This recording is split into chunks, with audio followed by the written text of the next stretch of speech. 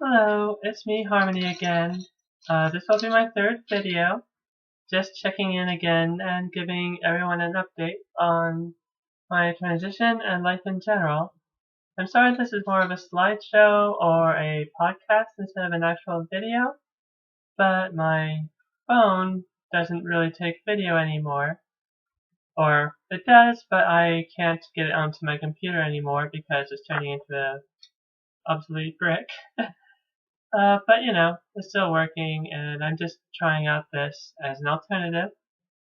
What's been going on in the last year? Well, a lot of stuff's happened. I have been involved with the local community to some extent. I've helped out with a local organization called the Free Store, which started as a uh, volunteer organization to help transgender people organize clothing swaps to get rid of their old gendered clothing and replace it to one that more suits their identity or self-image. But it's kind of grown to help out the rest of the community as well, where anyone can come in and browse around and pick out clothes if they need to. This is especially important in winter when a lot of people need new warm clothes. I also participated in a protest against a transgender bathroom bill that happened sometime in the spring last year. This was important because our local Florida government was trying to introduce a bill that would if criminalize transgender people if we used what they perceived as the wrong bathroom. And that bill was defeated, thankfully, although others have certainly cropped up, especially in North Carolina. That's been a big issue because that actually went through and is still being fought over and is still enforced. So that's still a big issue that we're facing. I also had some issues with employment because I had a job for a while taking transcriptions, but the company I was working for, well, it was very strenuous, and I almost got carpal tunnel. I even tried to go through workers' comp to figure out if it was carpal tunnel. It wasn't, but I just couldn't really stand to work there anymore, so I quit, thinking that my time would be better suited to actually job hunting instead of coming home at the end of the day not able to do anything because my hands were too sore. So I was unemployed for 2 months, 3 months. I did a lot of job applications, I did a lot of interviews, but I never really got an offer, and especially when I tried applying to libraries, which is the bulk of my work experience. I worked at colleges at the University of Oklahoma and the Tulsa Community College, and I really enjoyed it and I thought I was good at it, but the local libraries didn't want me, so that was particularly devastating. And I tried all of the archaeological, cultural resource management firms, CRM, here in Florida, and they didn't want me either. So I was feeling really stuck, and I just decided that I'm gonna move back out west, where hopefully there'll be a more open job market instead of a limited college town job economy like there is where I'm living now.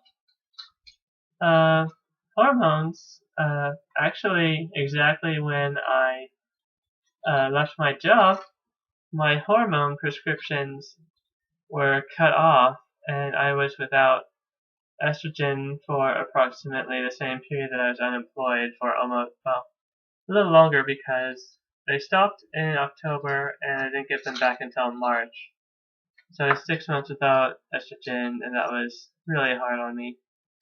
But in March I did meet with a new endocrinologist who seemed to really know what she was doing. Like, I had blood tests, she picked the right levels for me and gave me a boost in prescription as well as progesterone for breast development. And that really had dramatic results. Like, I have a B cup now, like pretty solidly, uh, whereas I was barely filling out an A cup before. I had to go out and get new bras and everything. Although I've been learning to live without because I've been happy with my natural size.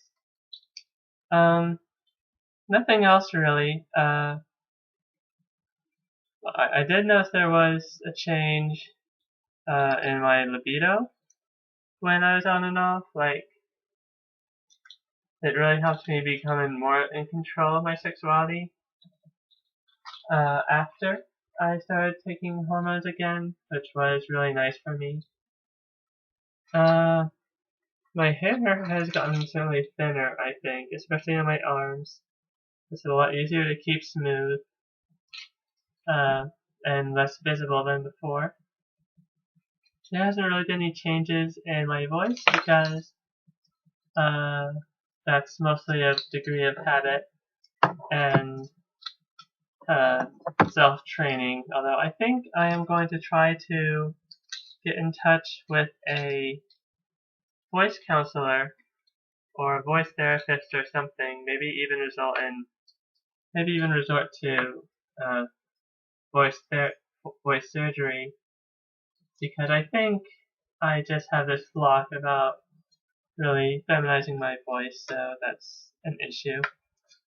Um, but since I'm kind of reaching the limits, I believe, of what hormones are going to be able to do for me, I've actually been kind of trying to increase my exercise regimen, because I've been very sedentary for the longest time due to depression and my job and not really having the motivation to get out and do stuff. But I kind of feel like that's an avenue to help lower my dysphoria, because I have a pretty uh, male fat distribution pattern, which is very dysphoric for me.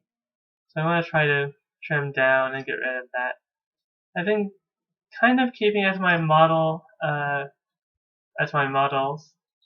Korra from The Legend of Korra, because she's very fit without being like overly bulky and masculine, I suppose you could say. I don't know.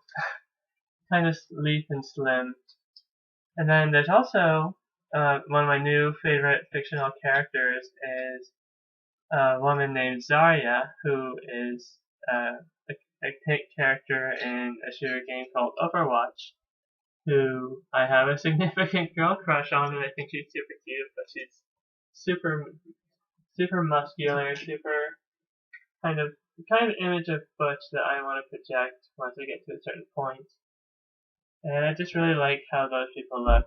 I've been concerning over uh, this project because I'm aware that there is such a thing as like fat phobia, and people saying like, "Oh, well, it's great for you, but I prefer to be thin. That's not okay." This isn't really about fear of fat or not wanting to. It's more about lessening my gender dysphoria in general. Like, I don't really care about the fat so much, except for it makes me feel more masculine.